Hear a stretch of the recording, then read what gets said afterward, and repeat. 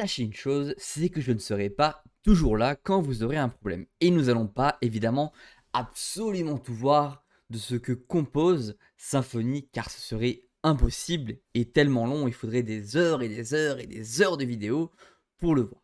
C'est pour ça qu'il existe ce qu'on appelle la documentation. Je sais souvent que certaines personnes qui débutent le développement n'aiment pas s'intéresser aux documentations. C'est pourtant quelque chose de très important et au travers de chacun des épisodes, nous allons apprendre à utiliser la documentation pour comprendre les choses. Je ne vais pas vous les expliquer directement, même si je vais les approfondir. Je vais vous les expliquer par la documentation. Parce que mon objectif, c'est surtout que vous sachiez vous documenter pour pouvoir ensuite faire énormément de choses. C'est pour moi très important et bah écoutez, c'est la base en fait, hein. Quand vous avez besoin de quelque chose, la documentation est là pour vous. Par exemple, on a appris maintenant à préparer nos outils pour Symfony. Si on va ici dans la partie Setup, il nous dit, etc., ici les prérequis qu'on a besoin, notamment PHP 8. Il nous faut le CLI de Symfony, etc., etc. Il va nous indiquer tout ce qu'il a besoin. Ici, il va nous parler de Composer.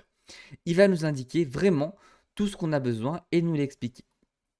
Il faut savoir qu'une documentation, c'est très important. Quand on est perdu, etc., ici, quand on est perdu avec par exemple un système, euh, par exemple, de variables ou de vues ou de base de données, on peut marquer ici base de données.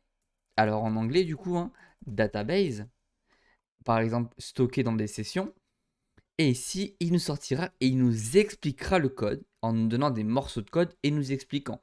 Si on veut savoir tout ce qui va être au contrôleur, qui va être la prochaine vidéo, on va taper contrôleur et on va tomber ici sur les contrôleurs. Et ils vont nous expliquer comment fonctionnent les contrôleurs. C'est quelque chose de très important.